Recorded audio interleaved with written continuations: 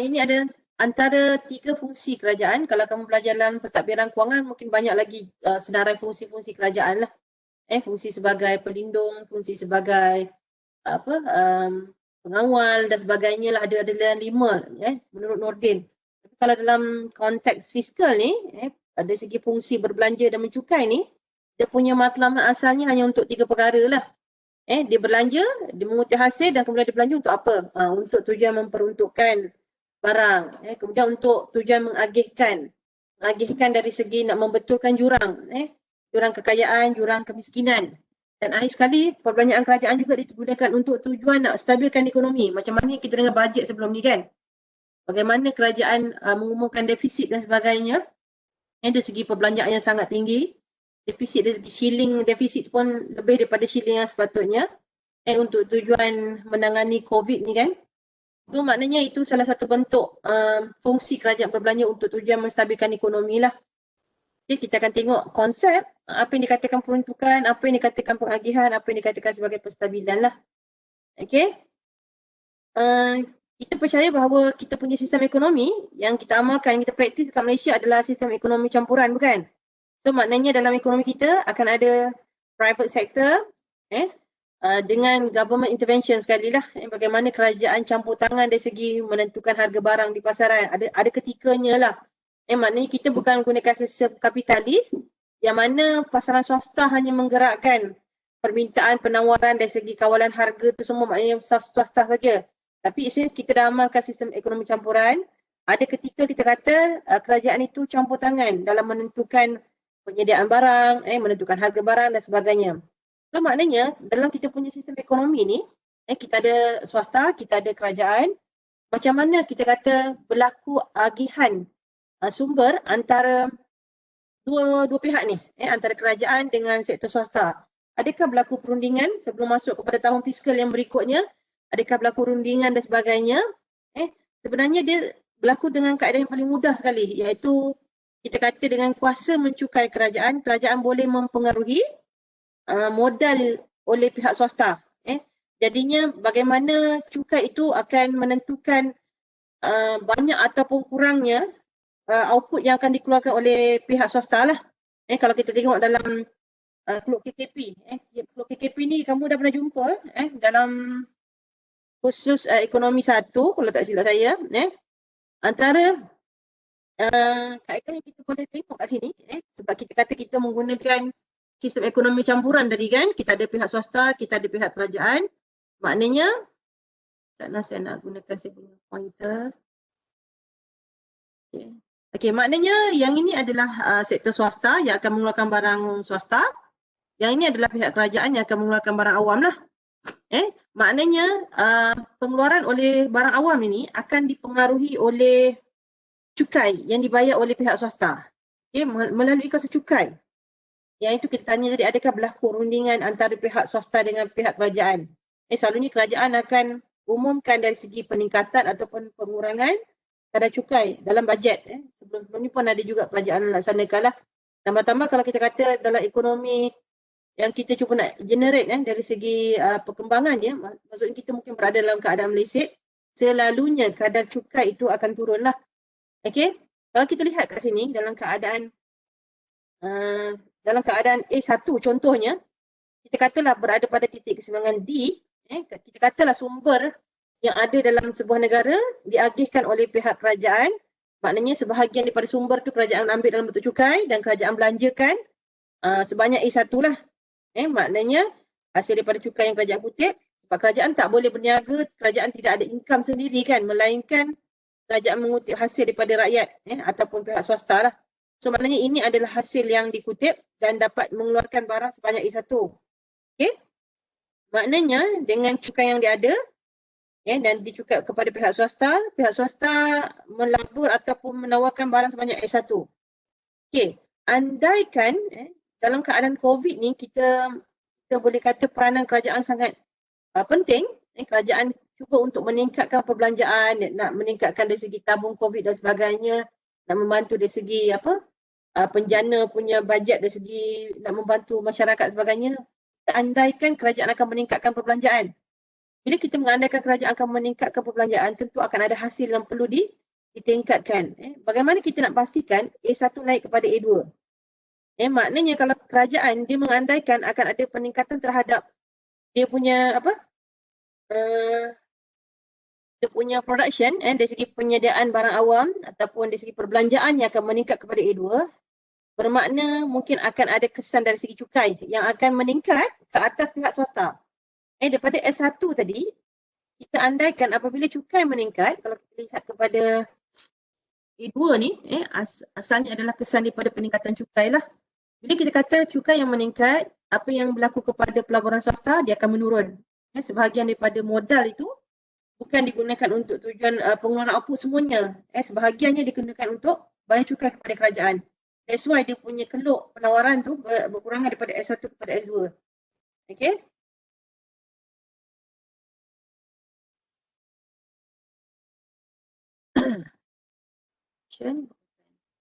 So yang ini, peningkatan ini dengan pengurangan ini, kita kata daripada D ke B, maknanya kita andaikan akan berlaku peningkatan terhadap teks lah. Bila berlaku peningkatan terhadap teks, kita dapati perbelanjaan oleh kerajaan, government punya expenditure, dia telah meningkat daripada A1 kepada A2.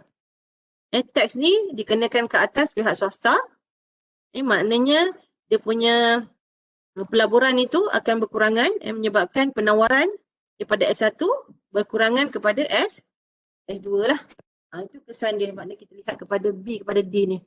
Okey, seandainya kalau kerajaan kita lihat dia mengurangkan perbelanjaan, mungkinlah kita kata untuk satu tempoh kerajaan nak mengurangkan peranan di dalam ekonomi, kerajaan daripada A2 tadi ni, mana saya punya ni?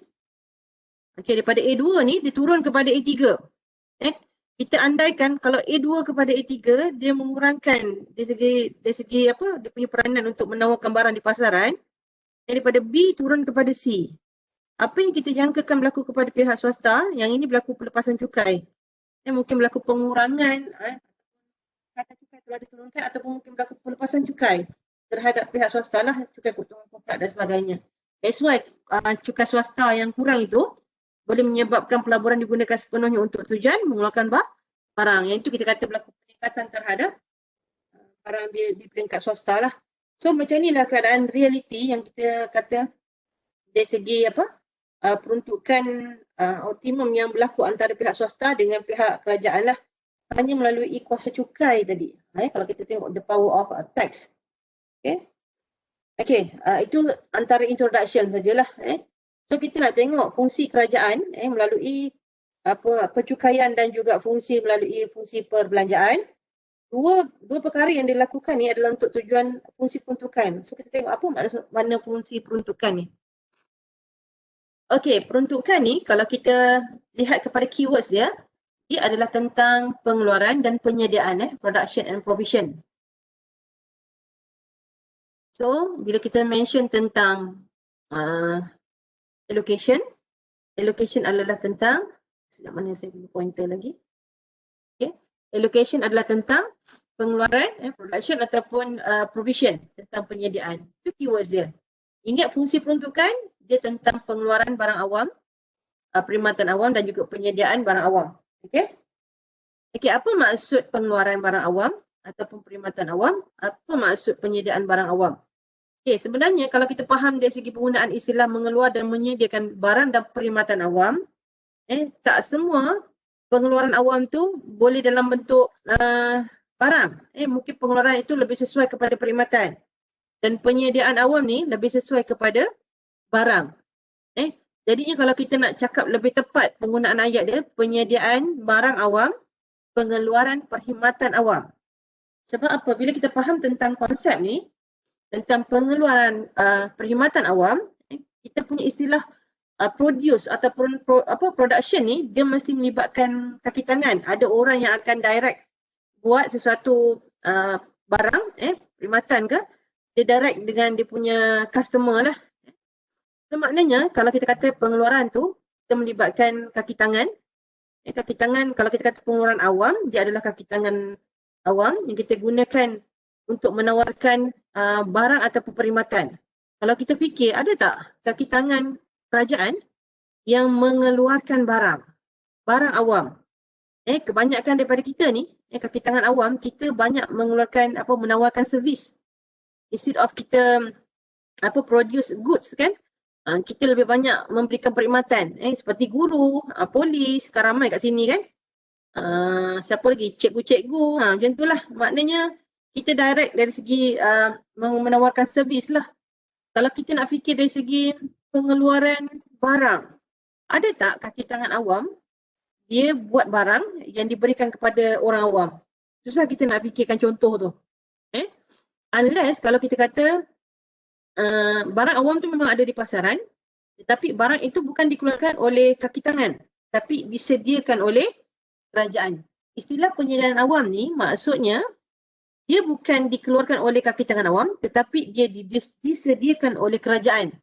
Makna disediakan ni, barang itu perlu dibeli oleh kerajaan melalui pihak swasta yang dibiayai melalui bajet kerajaan lah.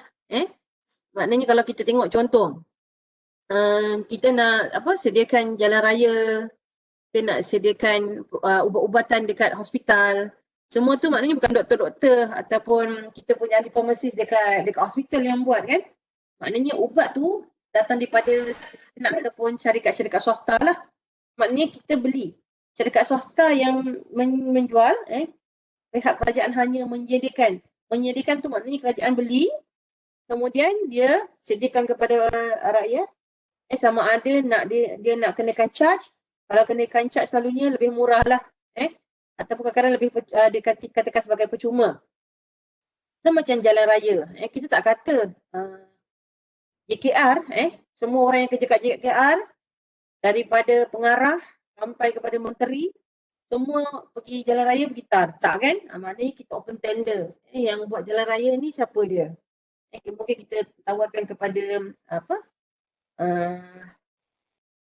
siapa-siapa yang menang tender lah, tender jalan raya ni. Okey, yang nak buat jambatan sebagainya. Kalau kita tengok dekat sini kan macam PLAS tu kan, maknanya dia adalah syarikat swasta yang menang kepada tender, itu pun direct nego sebenarnya kan. Maknanya kerajaan beli, kemudian kerajaan gunakan bajet yang ada untuk menyediakan barang awam. Itu perbezaan antara istilah penyediaan dengan pengeluaran. So maknanya pengeluaran, maknanya dia direct. Ada kaki tangan awam yang menawarkan.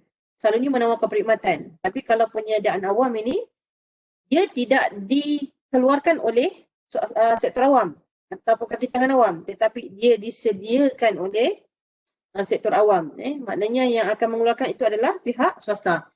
Ini konsep ni selalu digunakan dalam soalan true or false. Maksudnya dari segi penyediaan awam tidak semestinya dikeluarkan oleh pihak kerajaan lah. Kalau istilah pengeluaran, maknanya macam itulah. Maknanya nanti dia punya jawapan betul ataupun salah. Konsep-konsep macam itulah. Okay, yang ini adalah dari segi konsep peruntukan. Okay, bagi penyediaan awam tadi, maknanya nak menawarkan barang tadi, barang swasta tapi kerajaan beli, kerajaan jadikan sebagai barang awam, maknanya akan ada beberapa kaedah yang ditawarkan pada pihak swasta untuk mengeluarkan, untuk menawarkan barang awam bagi pihak kerajaan. Melalui tender ataupun kita panggil sebagai kontrak kerajaan. Kalau ikutkan kita belajar dalam pentadbiran kewangan banyaklah kan jenis-jenis tender kan, tender terbuka, tender tertutup, direct nego, sebut harga dan sebagainya lah. Yang ini kalau dalam konteks fiskal yang kita belajar ni, yang ini adalah beberapa alternatif yang digunakan oleh pihak kerajaan supaya dapat menyediakan barang yang dikeluarkan oleh pihak swasta lah. Sama ada melalui kontrak kerajaan.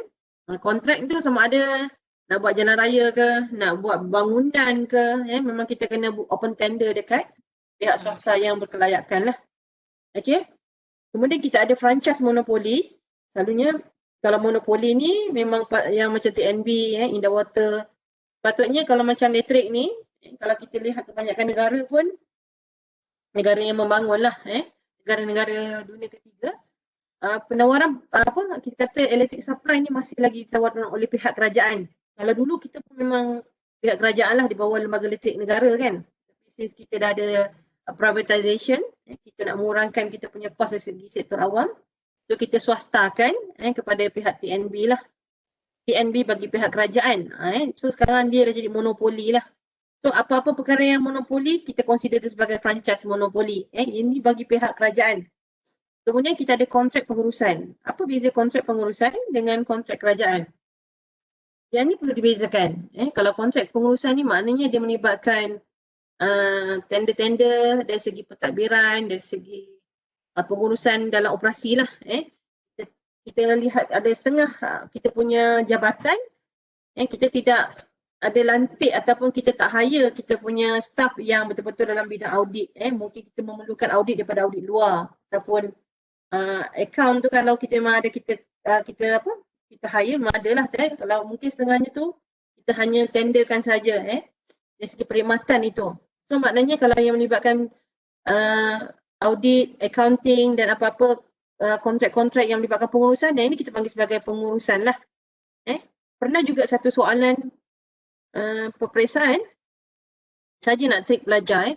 Contoh dekat situ, kontrak pengurusan sampah oleh majlis, maknanya kita tengok depan mana idaman lah contoh dekat Kedah ni kan.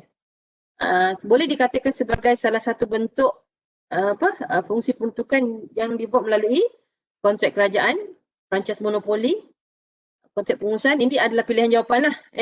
Majoriti bila dia punya keywords kita kata pengurusan sampah, ramai yang jawab sebagai kontrak pengurusan. Hakikatnya saya dah jelaskan dalam kelas, konsep pengurusan itu lebih kepada untuk pentadbiran dan pengurusan operasi organisasi lah. Kalau kita kata kontrak sampah tu, pengurusan sampah tu maknanya kita tender kan. Tender kepada pemaju-pemaju yang berjaya lah. Selalunya memang anak syarikat kerajaan negeri punya kan. So maknanya jawapan dia adalah kontrak kerajaan, bukan kontrak pengurusan.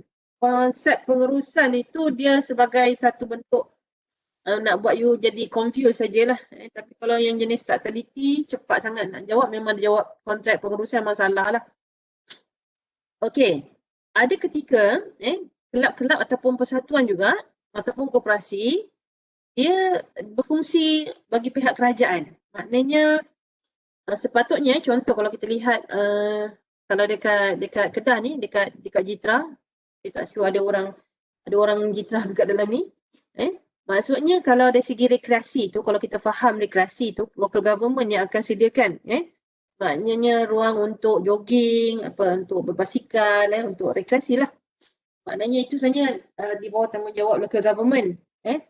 Tapi ada setengah mungkin kita kata kelab ke koperasi ke ataupun badan-badan tertentu yang bagi pihak kerajaan dia yang menawarkan. Kalau macam dekat Jitra ni kita kata BDB kan, Bandar Darul Aman. Dia memang bagi pihak, kita kata salah satu daripada inilah kaedah yang menawarkan. Yang itu sepatutnya adalah barang awam. Sepatutnya pihak kerajaan yang kena buat tapi tak buat. Yang sometimes kita nampak local government ni ada benda yang dari segi minat rakyat tu dia tak fulfill. Contoh macam sekarang ni banyak kesedaran tentang nak jaga kesihatan kan. Orang ramai suka lari, ada isu-isu yang lari, tengah lari kena langgar. Maksudnya lari dekat atas jalan raya. Itu bukan jalan yang sesuai kan. Maknanya dia tidak menyediakan dari segi ruang rekreasi yang selamat lah. Yang kita nak salahkan majlis ke? Maknanya dari segi bayaran cukai kita macam mana? Sometimes ni local government ni dia punya kuasa untuk mencukai. Sometimes dia yang tak mengutip cukai. Bila dia tak ada pendapatan, so banyak benda servis yang dia tak buat. Yang itu salah satu bentuk kita kata kelemahan terhadap local government lah. Tapi kalau kita nampak kebanyakannya local government yang agak maju sikit, dekat Penang, dekat PJ tu memang nampak. Maknanya kalau dari segi servis bagus, landscape bagus, kita boleh andaikan cukai itu lebih banyak lah yang dibayar oleh pihak penduduk dalam kawasan local government tu. So kalau kita nak expect lebih kepada local government, maknanya expectation kita tinggi, cukai kita pun kita sanggup kena bayar cukai yang tinggi lah. Okay. Dan akhir sekali, ada juga pihak swasta yang menawarkan dalam bentuk voucher bagi pihak kerajaan. Contohnya, kalau dulu ikutkan voucher ni macam susah nak cari contoh tapi dah ada contoh lah sekarang ni, kita dah ada BRIM. Voucher buku dulu pernah ada tapi sekarang dah tak ada dah. Kalau ikutkan kita kata macam BRIM, voucher buku, kupon makanan, food stamp, siapa target group dia?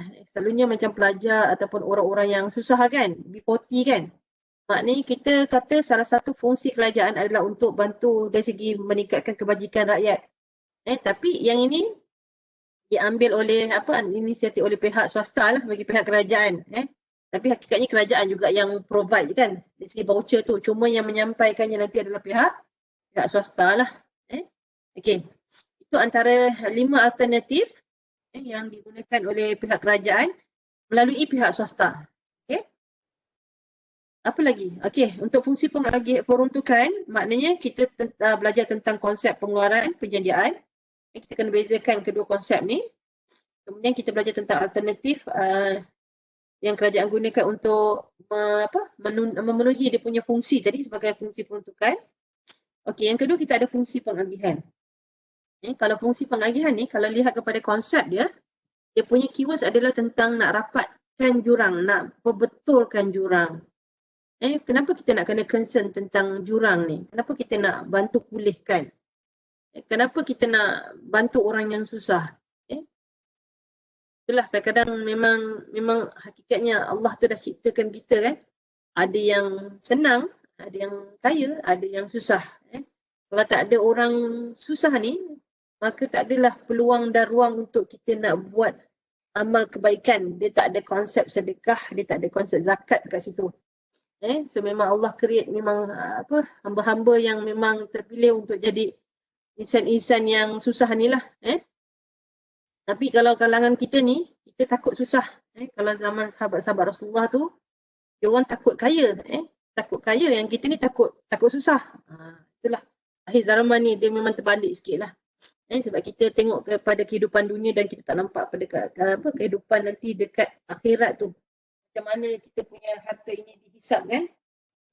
Lagi kaya, lagi lama lah kita dihisap. Okey, mudah-mudahan lah. Selamat akhirat insyaAllah. Okey, bila kita concern pasal fungsi pengagihan ni, maknanya hak kerajaan melalui dia punya kuasa mencukai, kerajaan ada kuasa berbelanja. Dengan kuasa mencukai itu, kerajaan gunakan untuk perbetulkan jurang ni. Maknanya kerajaan cukai orang kaya, dia bantu pula dalam bentuk bantuan-bantuan tertentu kepada orang susah lah. So kalau kita lihat kepada fungsi pengagihan ni, kita akan nampak beberapa konsep yang kita kena faham dulu. Sebab dia berkenaan tentang kemiskinan, tentang ketidaksamaan agihan pendapatan. So ini antara perkara-perkara yang kita kena lihat sebelum kita go further lah. So maknanya kita akan lihat kepada konsep kemiskinan. Ada konsep yang bersifat mutlak dengan relatif. Kemudian kita akan lihat kepada konsep ekonomi, Lawrence dengan Gini. Coefficient Gini ni sebenarnya ada je dia punya data yang yang kita kata kita boleh buka department lah, statistik department untuk kita lihat Gini coefficient dekat dalam konteks Malaysia lah. So kita tengok dulu apa dia konsep miskin mutlak.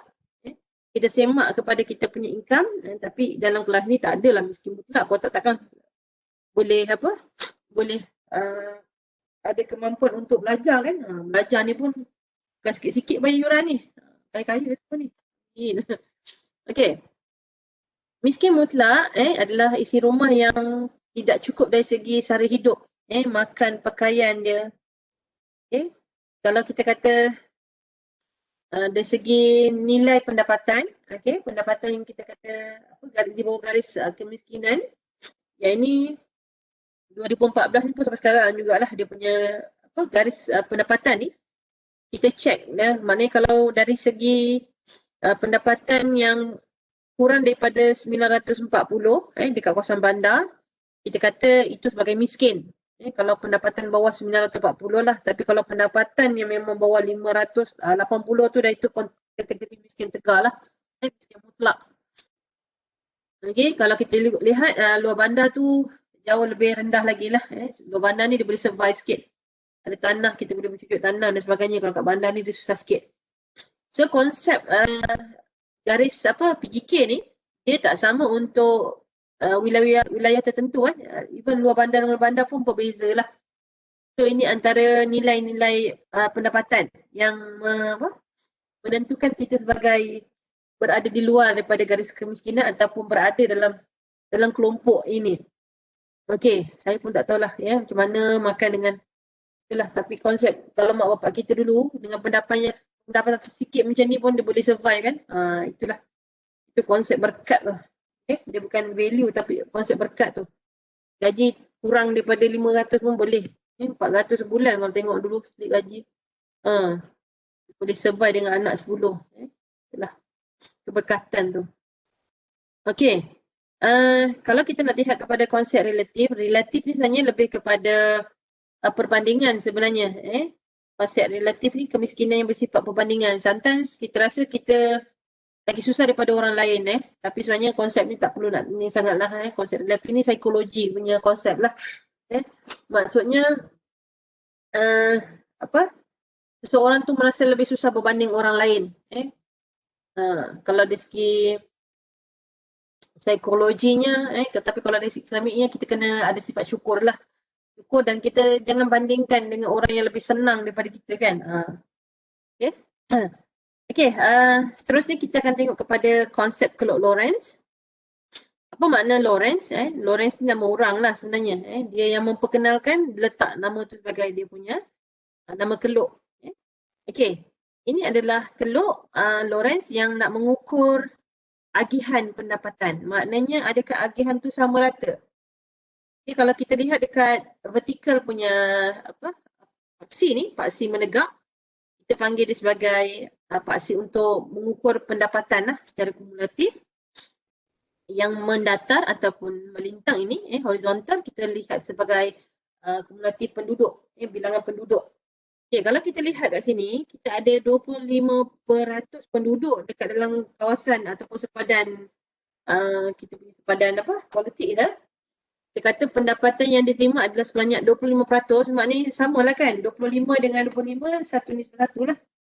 Maknanya dekat sini dia akan ada pada garisan yang cantik, tangent dekat OC ni. Kalau kita ada kertas 4 segi sama ni, kita lipat 2, maknanya garisan OC ni adalah garisan yang paling sama rata, sama. Maknanya kalau kita ada 25% penduduk dengan 25% pendapatan, samalah nisbah dia. 50, 50, 75, 75. Maknanya dia akan berada pada garisan yang paling seimbang sekali. Okey.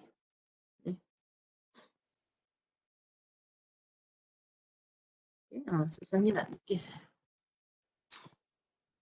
Okey, 50, 50, okey 75. Maksudnya dekat garisan tengah ni adalah garisan yang paling sama dari segi agihan. Okey. Tapi kalau kita kata dia sudah berada pada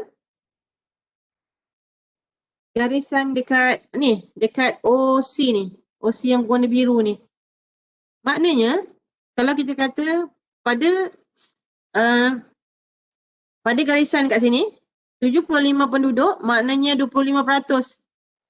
Maknanya 75% penduduk menikmati 25% pendapatan dalam sebuah negara. Maknanya balance 75% dinikmati oleh individu yang 25 orang, 25% ni. Dia jadi tak balance lah.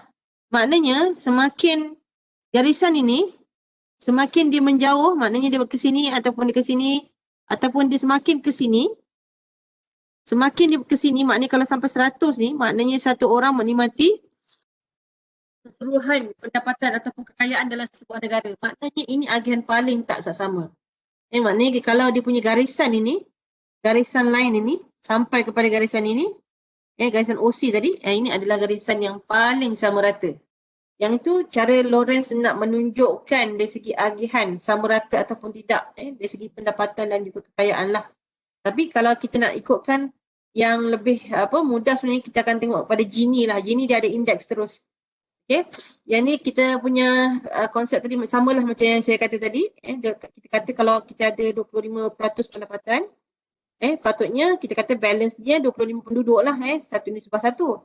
Tapi kalau kita kata dia berada pada garisan B, 40% penduduk menikmati 25%. Pada garisan A lagi dahsyat, 75% penduduk menikmati 25. Maknanya kena kongsi. So lebihan ini adalah dalam bilangan yang sedikit menikmati lebih banyak pendapatan dalam sesebuah negara. So garisan ini semakin dia ke kanan, semakin dia ke sini, dia lebih tidak seimbang dari segi kekayaan. Okay. So kalau mengikut kepada keluk Lawrence tadi, ini ni dia cuba nak mengukur dalam bentuk koefisien lah, ataupun indeks. Kalau kita tengok nilai koefisien ni antara 0 sampai 1 lah. Kalau indeks tu nilai dia boleh jadi 0 sampai 100. Kita tengok ada tak dia punya link untuk kita nak lihat indeks Gini. Okay. Melalui keluk Lawrence tadi, Gini cuba menerangkan tentang kawasan segitiga antara A ni, kawasan A yang gelap ni, OC ni, yang gelap ni lah A. B ni berada di lapisan yang ke bawah. Kalau kita lihat macam ada 2 layer kan. B dekat bawah, B ni 3 segi lah, OC 100 ni. Ni adalah petak B, yang ni adalah petak A. Okay. So kalau kita nak lihat daripada konsep koefisien Gini ni, dia punya formula dia, okay, A bahagi dengan A plus B. So kalau nilai dia nanti, dia akan jadi sama ada nilai dia 1 ataupun 0. Nilai dia boleh jadi 0.1 sampailah 0.1, 0.2 sampailah 0.9 sampailah kepada nilai 1 yang paling tak sama rata. Okey. Kita cuba tengok dari segi formula yang Gini kemukakan ni. Kalau kita lihat kepada konsep yang formula ni A bahagi A plus B. Okey. Kita nak lihat sama ada dia akan jadi 1 ataupun 0. Kalau 1 ni agihan paling tak sama. Maknanya hanya seorang yang menikmati keseluruhan sumber yang ada kat dalam sebuah negara. Okey, kalau kita lihat kepada A semuanya, B hilang. Nampak tak garisan yang lapisan bawah tu hilang. A bahagi A plus 0. B tak ada. So kita kata A bagi A. Kalau student saya yang tak berapa nak study, dia punya jawapan kan. Jawapan dia A kata dia. A bagi A lah kan kata dia. Itu dia punya rumusan ekonomi ni. Dia banyak gunakan huruf untuk dia punya calculation. So dia punya A bagi A sama dengan 1 lah. So tak ada B kat sini. Kita kata 1 ni maknanya hilang terus. Garisan yang kat sini tadi, daripada OC ni, dia terus bergerak sampai pada garisan 100 ni. Menutupi garisan B. So maknanya nilai dia adalah 1.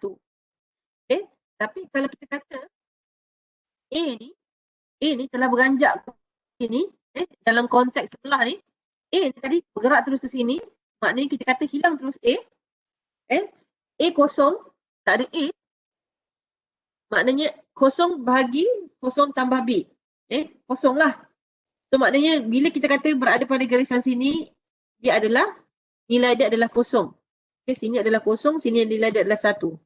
So kat sini kita panggil sebagai agihan paling sama rata tadi kan. Kalau macam kita lipat dua kertas tu pun, kita kata dia balance antara nisbah kumulatif pendapatan dengan penduduk tadi. So yang itu adalah penjelasan tentang nilai Gini. Maknanya kalau kita lihat kepada nilai koefisien, sama ada mungkin boleh jadi 0.1, 0.2, 0.5, 0.9, maknanya hampir kepada 1 agihan paling tak sama. Tapi nilai koefisien tu kalau dia hampir kepada 0, maknanya agihan paling sama rata. Paling baiklah dari segi jurang tu dia kurang. Okey, boleh tak pakai link ni? Sana.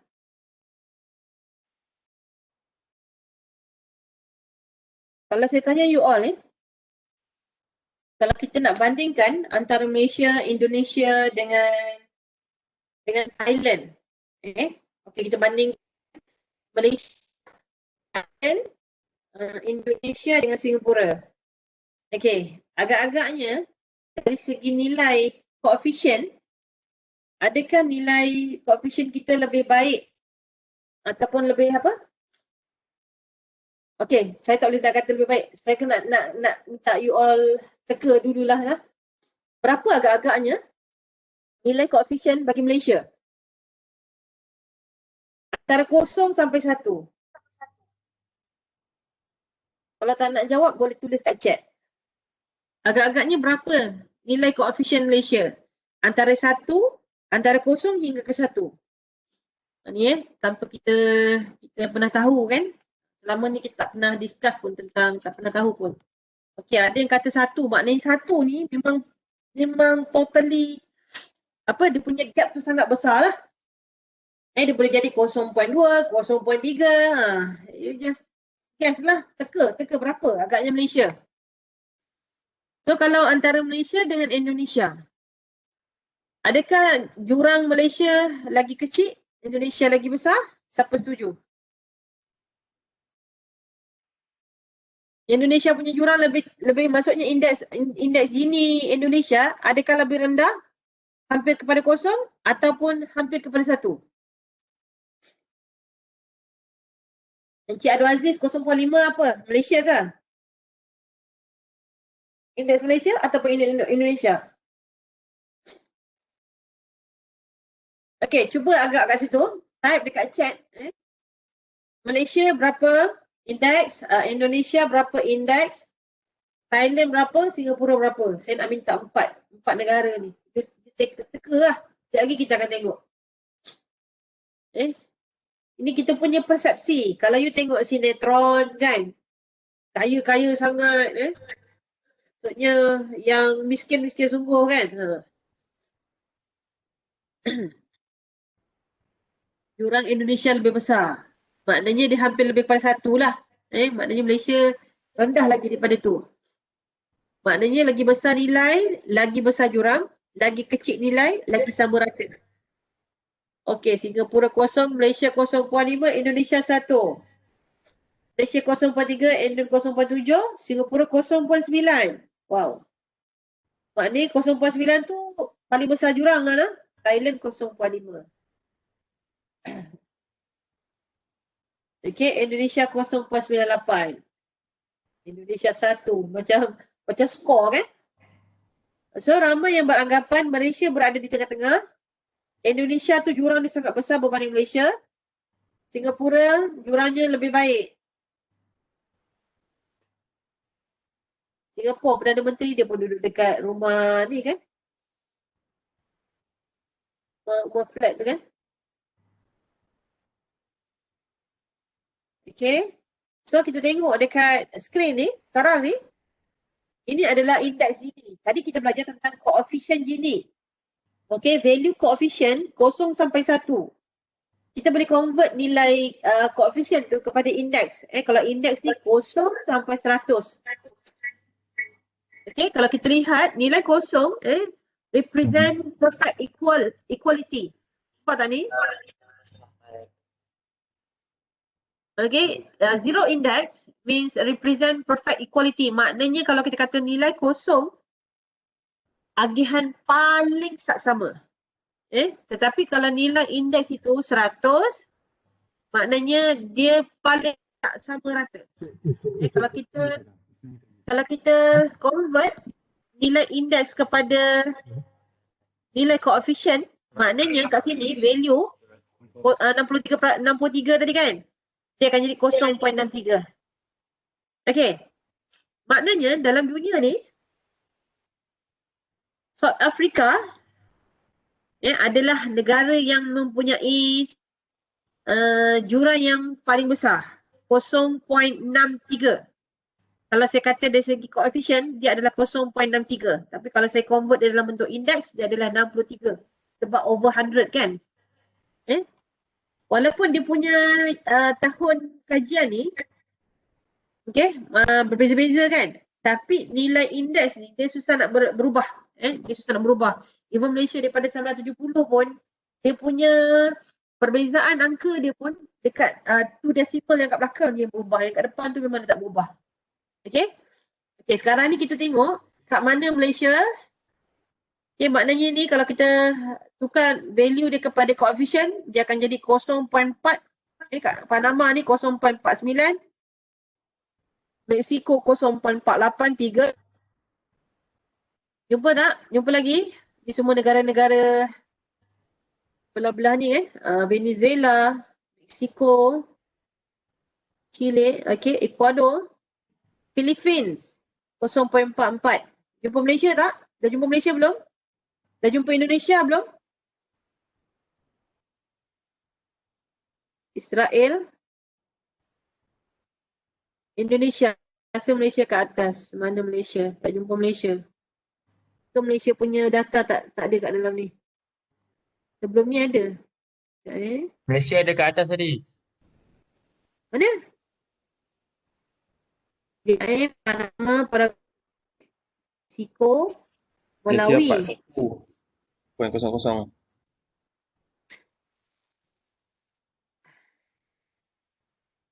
Okay. Mana lagi? Papua New Guinea, US 0.41, Malaysia. Nombor 55. Ya, sebelum ni Malaysia, dia punya statistik dia dari segi nilai indeks adalah 0.43. Okay, maknanya untuk yang ini, kita punya indeks tu dah lebih baik lah. Dia hampir nak dekat pada kosong lagi kan. 0.41 lah. So, kita jumpa tak Indonesia sebelum Malaysia tadi? Ada tak jumpa Indonesia sebelum Malaysia? Kita jumpa Filipina saja kan?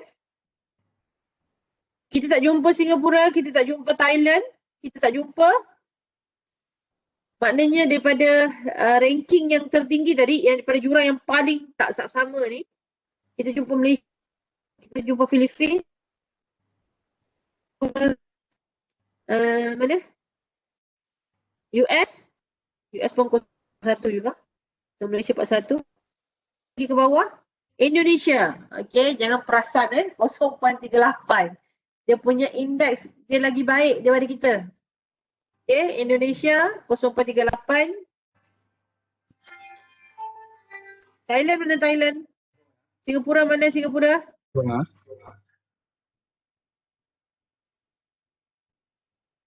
Ni yang bagi tahu semalam. Tengok Bangladesh. Bangladesh 0.32. Lebih baik daripada Indonesia dan Malaysia. Even lebih baik daripada United Kingdom. Okay, maknanya negara yang paling ni Ukraine 0.25. Okay, kita bercerita tentang jurang agihan kekayaan. Kalau you tengok kat sini, dari segi Bangladesh punya indeks kan lebih baik kan, 0.3 tadi. Maknanya, cuba kita tengok, adakah dia punya jurang antara yang terlalu kaya dengan yang terlalu miskin tu obvious. Kalau kita kata ramai yang duk pakai kemplikat, ramai yang duk atas kereta api, maknanya dia punya indeks antara yang kaya dengan yang susah tu dia tak jauh, dia tak besar gap dia. Maknanya sebab tu nilai dia 0.32. Kita bukan melihat pada berapa ramai jumlah orang yang susah. Bukan kita nak ukur dari segi national income. Bukan kita nak tengok dari segi pendapatan dia kaya ataupun ni, tapi kita nak tengok gap antara kaya dengan yang miskin tu. So maknanya kita punya gap ni besar lah. Maknanya yang betul-betul mewah dengan orang yang susah tu obvious. Sebab tu kita punya gap masih 0.4 daripada dulu sampai sekarang lagi. Yang itu kena betulkan lah. Ikutkan ada juga statistik tentang negeri. Kebanyakannya 0.4 jugalah. Kecuali macam Sabah, Sarawak dia memang 0.5. Sebab kat situ kita nampak gap juga kan. Even ada juga indeks dari segi bangsa ataupun kaum. Melayu, Cina, India pun ada juga. Tak apa, kalau saya jumpa nanti saya share dalam kita punya Telegram lah. Okay. So, itu adalah salah satu bentuk ukuran. Kalau you nak tengok dari segi jurang, you tengah faham tentang indeks Gini.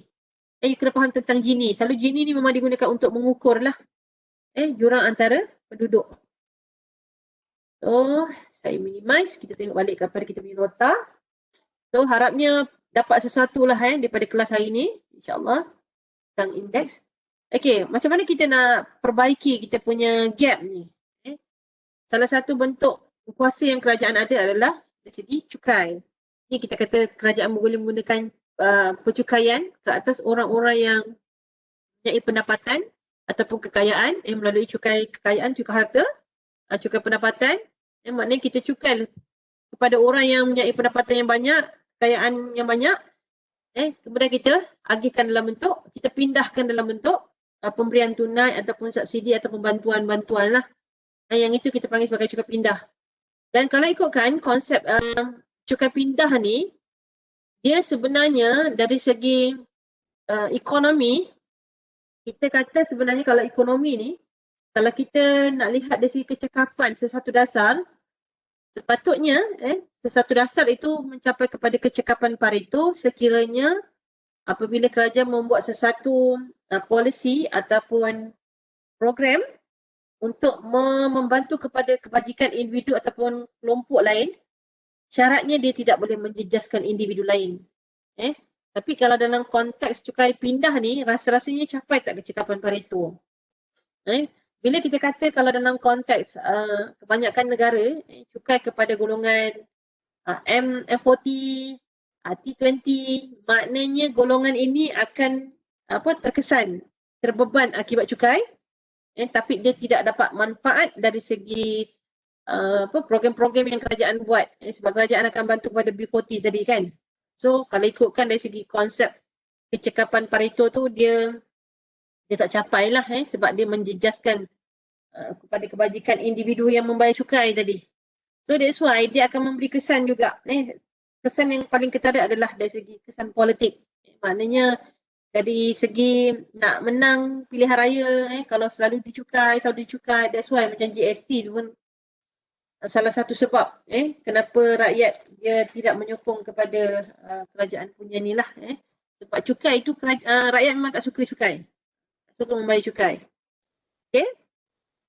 So macam itulah, kalau ada yang membayar cukai yang banyak tetapi dia tidak dapat apa-apa manfaat daripada program-program kerajaan, so kita boleh jangkakan dari segi undi tu nanti dia susah sikit untuk pihak kerajaan lah. So kerajaan kena fikirkan macam mana nak mencapai kepada kecekapan Pareto ni. Okay, program lain yang kerajaan buat seperti bantuan-bantuan, dan kita ada penjana dah kan sekarang ni. Bantuan pakaian, makanan ringan dan sebagainya lah. Termasuk juga dari segi latihan-latihan untuk peluang pekerjaan. Ini antara program-program yang kerajaan buat untuk tujuan betulkan jurang antara masyarakat. Okey, akhir sekali kita akan tengok dari segi fungsi penstabilan. Okey, dengan mencukai, dengan berbelanja, kerajaan bukan sekadar untuk belanja untuk memenuhi fungsi peruntukan tadi, menyedia dan mengeluarkan barang dan perkhidmatan, bukan sekadar untuk betulkan jurang, tetapi bila start kerajaan buat bajet, kerajaan dah menentukan berapa banyak perbelanjaan, berapa banyak hasil yang perlu dikutip. Sebenarnya dekat situ ada fungsi satu lagi yang kita katakan sebagai fungsi penstabilan lah. Akan ada dasar-dasar ekonomi, dasar fiskal yang kerajaan tentukan. Maknanya kita nak mencapai apa? Kita nak menstabilkan ekonomi. Ekonomi yang macam mana yang kita sedang alami sekarang ni. Sebab tu bila nak buat bajet sampai pada bulan Januari, banyakkannya kementerian, agensi, jabatan-jabatan kerajaan, bila masuk bulan Januari dia akan dapat bajet kan. So kat situ juga akan ada penjelasan tentang dasar-dasar yang perlu dicapai. Maknanya kalau kita nak buat bajet, kita kena tengok fokus. Dasar kerajaan dari segi dasar fiskal tu kerajaan nak buat apa sebenarnya? Adakah dia akan mempengaruhi perbelanjaan yang lebih banyak? Kalau kita kata dalam tempoh ekonomi Malaysia, kita akan jangkakan perbelanjaan yang kita akan spend lebih banyak berbanding perbelanjaan sebelumnya lah. Okey, sebab apa? Sebab kita nak betulkan ekonomi. Okey, sebelum ni saya pernah cerita tentang kegagalan pasaran. Bagaimana pihak swasta tidak dapat nak betulkan keadaan ekonomi yang terus meleset pada tahun 1990-an sampailah kepada cadangan untuk kerajaan campur tangan dalam ekonomi supaya dapat betulkan keadaan yang meleset tu, supaya dapat mempengaruhi aggregate demand. Aggregate demand ni maknanya secara agregat ni tiga sektor ni lah. Sektor yang pertama, sektor kedua, sektor ketiga. Secara agregat tambah semua jadi agregat lah. Kalau kita kata individual kat sini, individu sini, dia tak jadi agregat kan. So maknanya demand ni fokus kepada perbelanjaan. Demand, kita punya permintaan kita di pasaran, dalam bahasa mudahnya kita berbelanja lah. Sini maknanya consumption kan, isi rumah berbelanja. Macam mana kita spend duit kita nak belanja. Ini investment, maknanya syarikat swasta akan gunakan duit dia, modal dia untuk belanja. Untuk belanja apa? Untuk produce barang. Okay? Dan kerajaan dia juga akan berbelanja dalam dua kaedah lah, sama ada belanja mengurus ataupun belanja pembangunan. So maknanya kalau semua 3 sektor ini berbelanja, dia akan mempengaruhi aggregate demand. Concern sangat ke kita pasal aggregate demand ni? Dia kena faham tentang konsep aggregate demand ni. Untuk apa? So sekarang ni, untuk mempengaruhi aggregate demand ni, perbelanjaan isi rumah, perbelanjaan firma, perbelanjaan kerajaan ini, dia akan dipengaruhi oleh satu lagi instrumen, iaitu cukai. Kalau kita andaikan cukai tinggi, kalau cukai tinggi, kalau kita kata tax akan naik, apa yang kita boleh jangkakan kepada C? Isi rumah, perbelanjaan dia tentu akan turun. Kalau tax corporate naik, kita akan jangkakan I akan turun. Tapi kerajaan ni kalau kita kata dari segi income dah banyak, adakah dia akan menyebabkan perbelanjaan dia boleh meningkat? Jarang sekali kalau kita kata sesuatu dasar yang kerajaan buat, kalau bertujuan memang untuk mengurangkan aggregate demand, kalau purpose ni untuk tujuan ke aggregate demand, maknanya C dah turun, I dah turun, selalunya G pun akan turun. Dia akan apalah antara 3 sektor ni. Tapi kalau kita kata kerajaan mengurangkan cukai, apa akan jadi kepada A, C dengan G? Kalau kerajaan mengurangkan cukai ataupun memberi pelepasan cukai, kita akan jangkakan isi rumah dia boleh spend lebih banyak lah. Maknanya C dia akan naik. Kalau kerajaan memberi pelepasan cukai kepada cukai korporat ataupun mengurangkan kadar cukai korporat daripada 25% kepada mungkin 18%, so maknanya pelaburan lebih banyak dibuat. Dia boleh produce lebih banyak barang di pasaran. Dan seperti saya kata, sebab kita nak mempengaruhi peningkatan AD, selalunya kerajaan akan ikut juga, dia kena meningkatkan perbelanjaan kerajaan. Satu benda yang sangat kontra kepada kerajaan, ia tidak boleh dalam keadaan cukai yang banyak, belanja pun kena banyak. Cukai sikit, belanja sikit. Tak ada. Dia tak ada konsep cukai sikit, belanja sikit. Cukai banyak, belanja banyak. Dia kena tengok apa keadaan ekonomi yang berlaku pada masa tu, apa polisi yang kita pilih pada masa tu. So, bila kita nak cerita pasal masalah ekonomi, dalam ekonomi yang kita tahu tentang masalah, ada 2. Satu, ekonomi meleset. Yang kedua, satu lagi adalah inflasi. Ekonomi meleset, ekonomi jatuh. Atau kita panggil sebagai aggregate demand, jatuhlah. Ataupun kita panggil sebagai deflasi ataupun pengangguran. Kita kata pengangguran. Pengangguran akan menyebabkan isi rumah tak berbelanja. Banyak, tak ada duit kan? Tak berbelanja. So dia akan mempengaruhi kepada ni lah, aggregate demand tadi. Inflasi pula, masalah yang kedua iaitu tentang harga yang tidak stabil. Peningkatan harga yang melambung. Dia 2 keadaan ekonomi ni, dia kontra. Kalau kita kata inflasi ni dia berada ke atas. Contohlah inflasi ekonomi dia, kita panggil sebagai ekonomi melambung. Melambung ni bukan istilah yang baik. Melambung ni sesuatu benda yang tak baik lah. Kita kata ekonomi melambung tu inflasi ataupun berlaku kenaikan harga barang. Tapi kalau kita kata ekonomi jatuh, meleset, istilah meleset dengan inflasi sesuatu benda yang kontra. Jangan kita ingat meleset tu adalah inflasi. Dia sesuatu benda yang berbeza. Meleset ekonomi jatuh. Ataupun kita panggil sebagai pengangguran. Anggur. Kataan asal dia anggur. Itu pengangguran lah. Yang mana ekonomi jatuh ni kita panggil sebagai aggregate demand kita sedang jatuh. Sedangkan inflasi, aggregate demand kita sedang tinggi. 2 benda yang sangat kontra. Maknanya 2 masalah ekonomi ni. Yang pertama, yang kedua, perlu ada satu solution. Kalau dari segi fiskal, satulah. Yang kedua, kita ada dasar kewangan. Maknanya kedua-duanya boleh kita gunakan untuk betulkan 2 keadaan ekonomi ni. Okey, mari kita tengok. Tadi kita faham tentang konsep cukai tadi kan. Kalau cukai tinggi, apa akan jadi kepada aggregate demand? Kalau cukai rendah, apa akan jadi kepada aggregate demand? Sebaliknya lah. Okey, kalau kita lihat dekat sini, pada masa ekonomi inflasi, saya kata tadi ekonomi inflasi dia tinggi tadi kan. Ekonomi melambung. Maknanya ekonomi yang sedang melambung, kita kena kecutkan. Ekonomi yang jatuh, kita kena naikkan, kita kena up. So itulah dia punya ubat dia. Okey. So kalau inflasi, kita kata ekonomi yang sedang melambung, maknanya ini adalah masalah ekonomi, kita kena betulkan melalui salah satu daripada dasar yang kita ada adalah dasar fiskal, kita kena kecutkan kita punya keadaan ekonomi. Yang melambung tu macam balon yang nak pecah tu, maknanya kita kena kecutkan.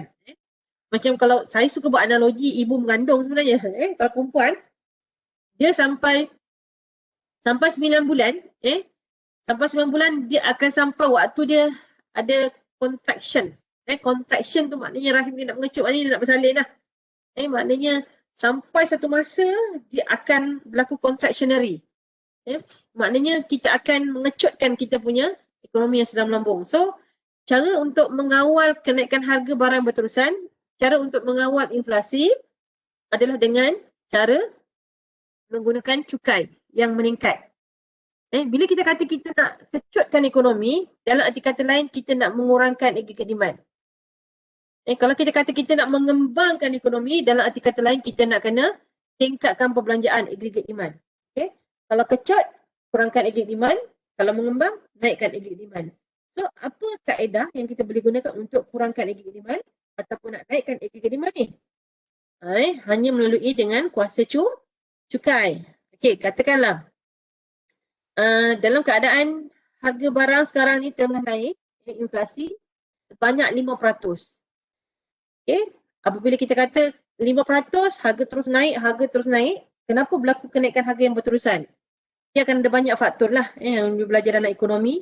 Salah satu faktornya adalah permintaan. Permintaan mengatasi penawaran. Tak kena ambil pen pula lagi. Ekonomi melambung, kita kata aggregate demand sedang tinggi. Yang mana aggregate demand mengatasi penawaran di pasaran. Apabila orang banyak duit, banyak sangat duit, banyak berlaku penawaran wang dalam pasaran, sedangkan barang yang ditawarkan di pasaran sangat sedikit. Bila barang sikit, duit banyak, kita kata banyak wang mengejar sedikit barang, apa akan jadi? Peniaga dia akan bertindak terus menaikkan harga sampai kepada tahap naik selagi ada permintaan dia akan naik. Salah satu cara untuk menyekat permintaan dalam kalangan pengguna ni, kerajaan kena gunakan kuasa cukai. Ambil duit rakyat yang banyak sangat belanja tadi ni dalam bentuk cukai. Bila cukai kita kenakan, kita naikkan cukai, dia akan mempengaruhi consumption lah. Dia akan mengurangkan belanja penggunaan isi rumah. Maknanya daripada pendapatan yang dia ada, selalunya dia akan gunakan sebahagian untuk saving, sebahagian untuk belanja. So, kalau kena sebahagian lagi untuk cukai, kalau portion cukai tu lebih banyak, maknanya dia terpaksa menggunakan C lah. Perbelanjaan dia akan berkurangan. So dalam tempoh ni juga, kerajaan ambil dalam bentuk cukai korporat. Dia akan meningkatkan cukai korporat, dia akan mengurangkan pelaburan di peringkat pihak swasta. Dan kerajaan pada masa ni, hasil kerajaan TT, belanja kerajaan kena kurangkan. Dia nak aggregate demand, dia nak kecutkan ekonomi yang sedang melambung. Maknanya dalam tempoh ni, dia kata hasil kerajaan banyak dengan cukai, tapi kerajaan tak boleh sewenang-wenangnya berbelanja.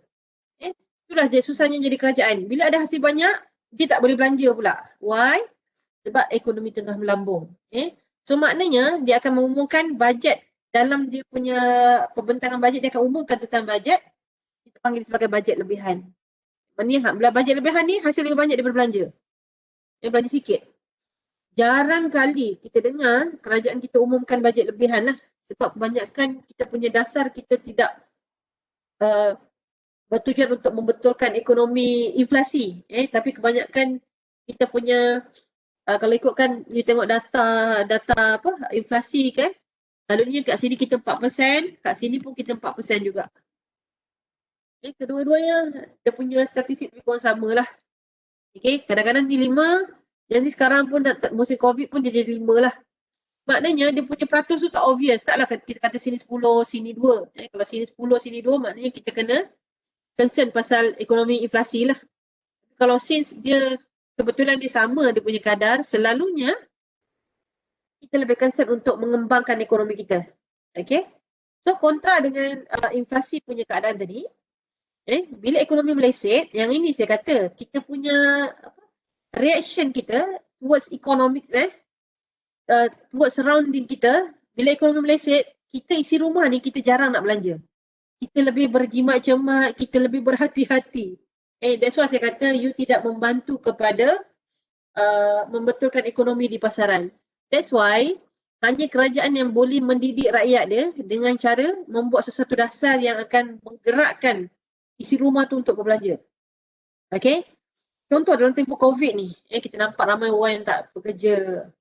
You boleh expect bila ekonomi jatuh, dia akan meningkatkan perbelanjaan kerajaan.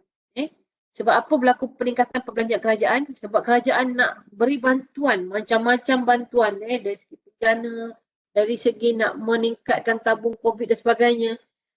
Even kita kata dalam bajet defisit ni pun, berapa persen defisit yang kerajaan benarkan melepasi daripada shilling hutang.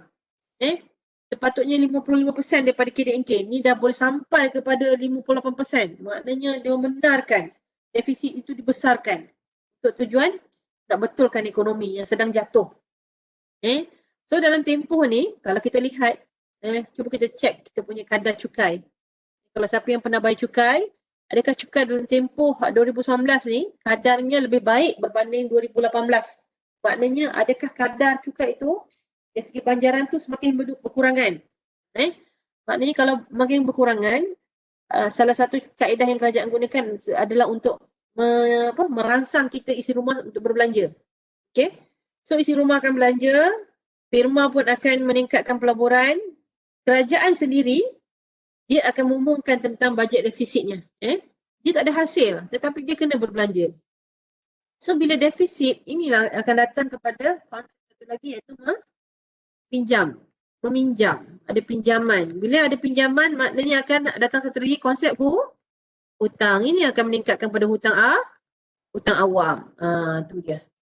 So, begitulah keadaan apabila kerajaan terpaksa berdepan dengan dua keadaan ekonomi. Dia sangat kontra. Maknanya kalau you faham tentang konsep ataupun teori yang sepatutnya kita buat dari segi pelaksanaan, once kita nampak ekonomi mesej, janganlah kita saving.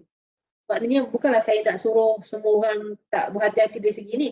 Tapi maksudnya, kita kena bantu dari segi, bukan maksudnya memang tak belanja langsung. Kita kena spend juga untuk generatekan kita punya, pulihkan kita punya aggregate demand ni. Okay?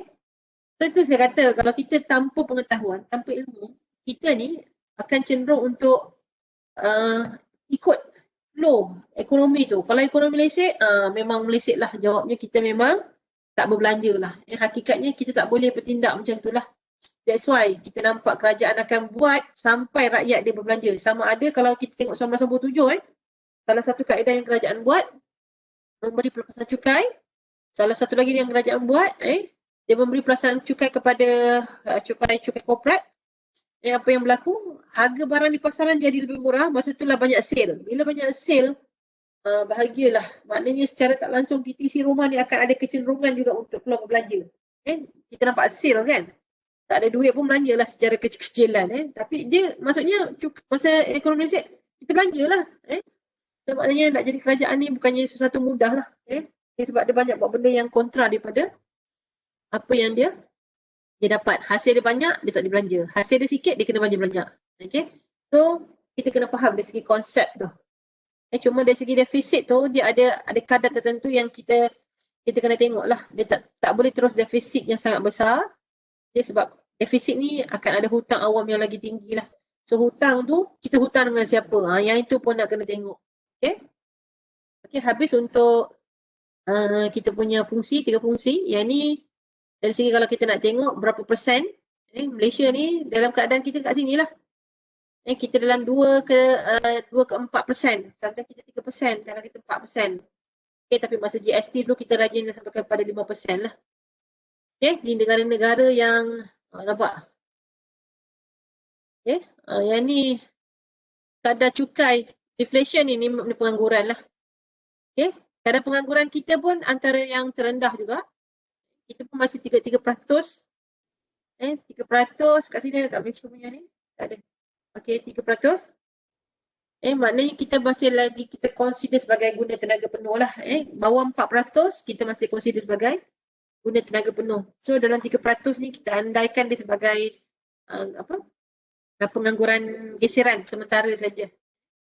Tak ramai.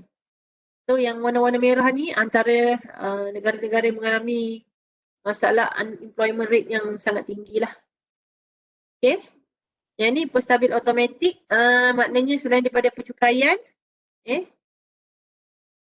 dia ada kadang-kadang kaedah yang kita gunakan melalui sistem cukai pendapatan individu. Maknanya kalau kita nak kata dari segi pencukaian ni, tak semua jenis cukai yang kerajaan implement sesuai untuk digunakan untuk memulihkan ekonomi. Dia kena tengok ada cukai-cukai tertentu. Kalau untuk membetulkan jurang pun ada cukai-cukai tertentu. Maknanya kalau cukai yang melibatkan kepada nak memperbetulkan jurang, maknanya dia kena cukai kekayaan. Apa cukai kekayaan? Cukai harta. Apa dia? Cukai-cukai yang melibatkan, kalau di peringkat pusat ada cukai harta dia. Kalau peringkat kerajaan tempatan ada cukai harta dia. Kalau kita nak kata GST berfungsi sebagai nak betulkan jurang, memang salah. Memang tak kena. Sebab GST tidak mengenal tentang latar belakang ekonomi. Once you beli barang di pasaran, kamu kena cukai. Baik you miskin, baik you sederhana, baik you kaya. Kadar dia pun sama saja 6% ataupun mungkin 10%. Maknanya kita kena tengok lah. So selalunya kalau kita nak kata nak betulkan, nak stabilkan ekonomi, cukai pendapatan, cukai korporat ni antara cukai yang paling berkesan lah untuk kita berbetulkan ekonomi lah. Selalu yang kerajaan akan sentuh bila buat berlaku meleset ni lah, dia akan kacau dua benda ni lah. Pendapatan individu, pendapatan korporat. Kalau kita tengok masa tahun 97, 98, masa krisis keyakinan mata wang tu, yang ni banyak kerajaan bagi tax relief. Tak payah bayar cukai pada tahun tu. Dan satu lagi adalah dari segi bayaran pampasan. Yang ini kita tak ada bayaran pampasan. Maknanya, masa kita harmoni, ekonomi kita okey, kita sebagai pekerja, selalu kita simpan dekat KWSP. Kita simpan dalam sok-sok kan. Tapi kita tidak ada satu tabung pengangguran. Yang ini praktis dekat negara barat lah. Maknanya dia punya preparation dia, bila kerja okey, duit tu spend sikit untuk kat tabung pengangguran. Okay. Maknanya, ekonomi okey, duit tak gunakan banyak untuk belanja tapi guna spend untuk masuk kat tabung. Tapi bila kita kata ekonomi meleset, ramai yang terjejas akibat kemelesetan, mungkin menganggur terus. Tabung ini boleh kita keluarkan. Kita boleh, macam KWSP lah sekarang ni kan, keluarkan duit daripada akaun satu. Maknanya, duit yang kita gunakan itu, dia akan merangsang orang ataupun isi rumah untuk belanja. Dia akan meningkatkan C. Yang itu antara kaedah yang digunakan untuk membetulkan ekonomi lah. Kita panggil sebagai penstabil automatik. Okey, habis untuk 4 juga no. Habis untuk bab satu fungsi fiskal.